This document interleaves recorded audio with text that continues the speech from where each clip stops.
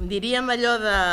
Començarem xerrant, donant la paraula a lo que és el senyor Miquel Jiménez, que és periodista i tertulià que tots coneixeu prou bé, i al qual molts voldríem tornar a sentir-lo, si més no, a les zones, a la ràdio, que li donessin un programa per poder generar aquella opinió, aquell espai de debat que entre tots a vegades trobem molt a faltar. Per tant, senyor Jiménez... Moltes gràcies. Bona tarda a tothom, estimades, estimats compatriotes. No li feu cas. Tot és llogat. Per tant, no té cap mena de valor el que pugueu veure aquí. A mi m'ha tocat avui l'honor d'explicar-vos el tema de les nacions sense estat. De la mateixa manera que hi ha hagut estat sense nacions, cosa bastant curiosa per cert, però és tan cert com verídic que s'ha produït al llarg de la història, no és menys cert que hi ha moltíssimes nacions arreu del món que encara no disposen de l'estat. La majoria d'elles hi aspiren. A ningú se li amaga que Catalunya n'és una, no? Clar, una nació sense estat està abocada a la seva desaparició, sempre, per definició. La prova és que totes les nacions que han assolit ser estats, no hi ha cap que hagi anat al Departament de Queixes a dir li torno l'estat que no m'agrada. Cap! Ni una! Per tant, això de l'estat alguna cosa ha de tenir. I què té? Doncs té el de dotar a un col·lectiu de persones dels instruments legals, socials, empírics, d'alguna manera, per garantir la seva supervivència com a col·lectiu. Home, no és un tema menor. No és un tema menor. Amb aquesta guerra hi estem, però pagaria la pena una mica, si voleu, i permeteu-me que em posi seriós, perquè tampoc és el meu estil, però convindria ser-ho, en aquest cas, repassar tot això de què vol dir exactament ser una nació sense estat, que en canvi mal de pertenir-lo. Quan deia allò de l'extinció no és un tema casual. Penseu que la història no deixa de ser xocs continuats entre diferents forces en oposició. Hi ha gent que interpreta la història com la lluita, els historiadors marxistes, d'una classe contra l'altra, hi ha gent que l'interpreta com la lluita entre el bé i el mal, cosa bastant esotèrica, però que fins i tot pot tenir una certa lectura, hi ha gent que l'interpreta com a xocs de nacions, és a dir, sempre són xocs d'interessos, per una banda o per l'altra, els interessos que siguin econòmics, culturals, de raça, de religió, del que vulgueu. Catalunya, malgrat avui es nega, ha estat una gran nació. Històricament, que és una nació és indiscutible, malgrat que si compreu el darrer exemplar de l'aventura de la història, trobareu un dossier tan llarg com sobrer on s'hi entesten alguns historiadors afectats per l'alcohol, vull pensar, que ens diuen que Catalunya no ha existit mai com a nació. És sorprenent, no? Que el català, és una cosa que es diu l'emocín, però tampoc, no mimosín, no, l'emocín, i que, a veure, si anem a filar prim, això del catalanisme són falòrnies de capsigrany, que diria Gerard de Liost. Aquest negacionisme històric, que jo compararia, sense voler-lo banalitzar, el negacionisme històric que defensen alguns contra la Shoah, contra l'Holocaust jueu. O sigui, negar l'evidència de la història és un crim. Però quan són historiadors, els que ho fan, és un crim encara més gros. És un crim encara més gros. Embrancar-nos amb la polèmica de si Catalunya no existia perquè el que existia era la corona aragonesa. Dius, si Jaume I no era de Tarazona i cantava La Virgen del Pilar dice, clar, és que és tan absurd que no paga la pena discutir-ho, no? Si no és perquè tens una tarda tonta, no saps què fer, i mira, doncs penses, ara aquí m'hi embrancaré una mica. El fet és que aquest nacionalisme espanyol que estem vivint en aquests moments, i hem de parlar d'ell, perquè per aquesta oposició de la qual us feia esment fa un moment hem d'anomenar-lo, és un nacionalisme de tarannà excloent. Ells tenen un estat, tenen tots els recursos de l'estat, diguem que nosaltres paguem aquest estat també, en fi, és una broma una mica curiosa, però és així, i és un estat negacionista, fixeu-vos-hi. Quan nosaltres parlem d'un estat propi per Catalunya estem parlant d'una nació que té una cultura, que té una història, que té una parla, que té uns trets, dels quals ara en parlarem una mica, però que no foragita a ningú. Mai ha foragitat Catalunya a ningú. Som una terra absolutament permeable. Per qui ha passat Déu i sa mare. Des dels cartaginesos, des dels grecs, des dels gots, els francs, els sarraïns, francesos, anglesos, tota quanta gent ha volgut passar per aquí i ha passat, ha deixat la seva pitjada i no ha passat res. Res, al contrari, ho hem absorbit. Som un poble esponja. Cosa que està molt bé, perquè això et dona una riquesa extraordinària. Faré un parèntesi, quan hi ha molta gent que li encanta practicar com a esport les tardes de diumenge, criticar els Estats Units, jo els defenso sempre. Els Estats Units som tan grans perquè ens ha pogut absorbir tots els col·lectius que els hi han anat arribant allà, i mira que són col·lectius diferents, perquè els que tenim la sort de conèixer-los una mica, i aquí hi ha gent que ho coneix infinitament millor que jo, ja saben que entre el col·lectiu italià i el col·lectiu jueu no hi ha gaires coses en comú. S'assemblen com un ou una castanya. I el col·lectiu, per exemple, sud-coreà i el col·lectiu vietnamita, que semblaria que estan molt més propers, hi ha res a veure, però aquell país ho absorbeix tot. És com una vileda que ho xucla tot. I d'aquell melting pot surt la grandesa dels Estats Units. Igual va passar a França en el seu moment. França ara viu un moment horrible, pobres. Això ho deia el pobre Josep Pla, ho deia a la seva època, diu, tu vas a França i sota la pell hi ha un drama extraordinari, perquè era el país de referència de tot el món, el país de la cultura, i en canvi ara no són res.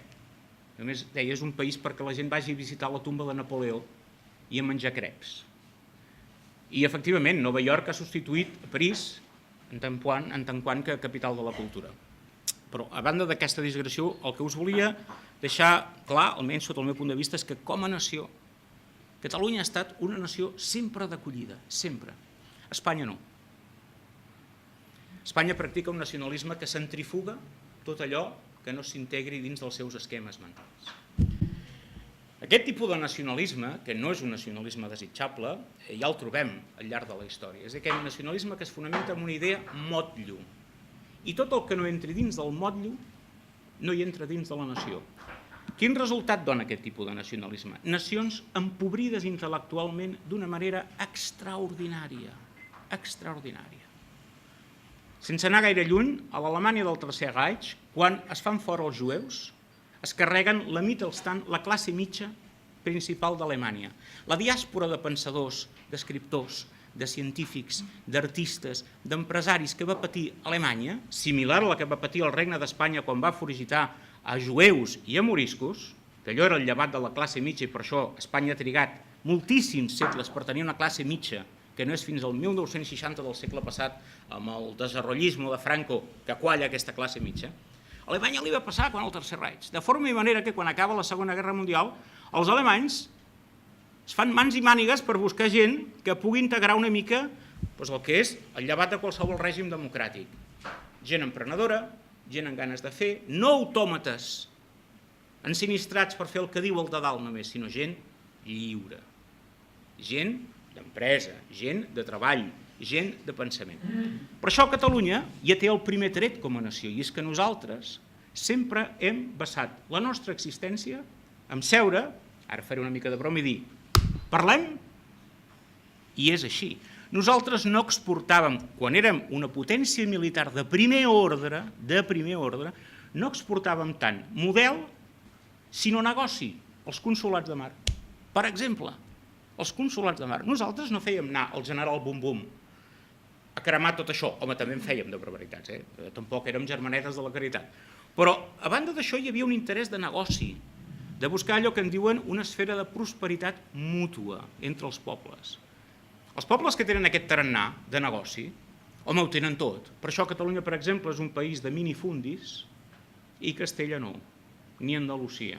Per això aquí no tenim ni la duquessa d'Alba ni la duquessa de Medinaceli, que ha traspassat fa poc, i que tenen pràcticament entre les dues cases més del 60% del territori espanyol en propietat. I aquí, a Catalunya, igual, Catalunya també tenen coses. Perquè no hem tingut una aristocràcia, perquè la poca que teníem va haver de fugir després de perdre la guerra de successió. Algun dia s'haurà de parlar d'aquest exili i de com Catalunya es va quedar privada de la seva intel·ligència, entesa com a classe dirigent, i ens vam quedar amb molt poca cosa. Penseu que els revisionistes castellans ara ens diuen que Felip V ens va portar la modernor, tan cert com verídic, i que el decret de nova planta ens va alliberar de la tirania de les oligarquies catalanes. Dius, està molt bé, per portar les vostres, però és clar, a mi no em serveix res que em treguin un suposat manaire si m'han de fotre un altre. Però a més és que no és veritat. Perquè el conde duque de Olivares i tota aquella gent tenien mentalitat de latifundi. I si vosaltres us repasseu, i ara que ve l'11 de setembre, ve la Diada, i aneu al Born i visiteu allò, veureu que Barcelona era una ciutat pròspera com París o com Londres. Parlo del París i del Londres d'aquella època, on hi havia una quantitat de negocis brutals, de tota mena. I la gent convivia, feia feina, patia, estimava i es produïa amb una llibertat com hem trigat segles a poder recuperar. Això és molt important. Sabeu que aquest és un país, ho sabeu, que de tant en quant ens foten una patacada extraordinària i el dia següent anem tots a treballar. Això és el que deu emprenyar a més d'un i a més de dos, esclar. Aquesta voluntat de no voler baixar del burro, no? Però és que aquest no baixar del burro, com que ve de molt lluny, ens ha portat al moment actual. Som com som perquè hem viscut com hem viscut. Catalunya és una nació que a vegades n'hem parlat, i amb en Joan i amb la Maite també ho hem dit, és una mega nació. No és que siguem el Club Super 3, sinó que és que Catalunya té una àrea d'influència negada també, tan gran que el concepte de països catalans, que abarca la típica definició de salses de Guardamar i de Fraga Maó, un territori tan ample, que fixeu-vos si és perillós i inquieta els manaires, que ens el neguen i ens el retallen, perquè el valencià no és català. Sí, no és el Rajoy, és Sant Pere.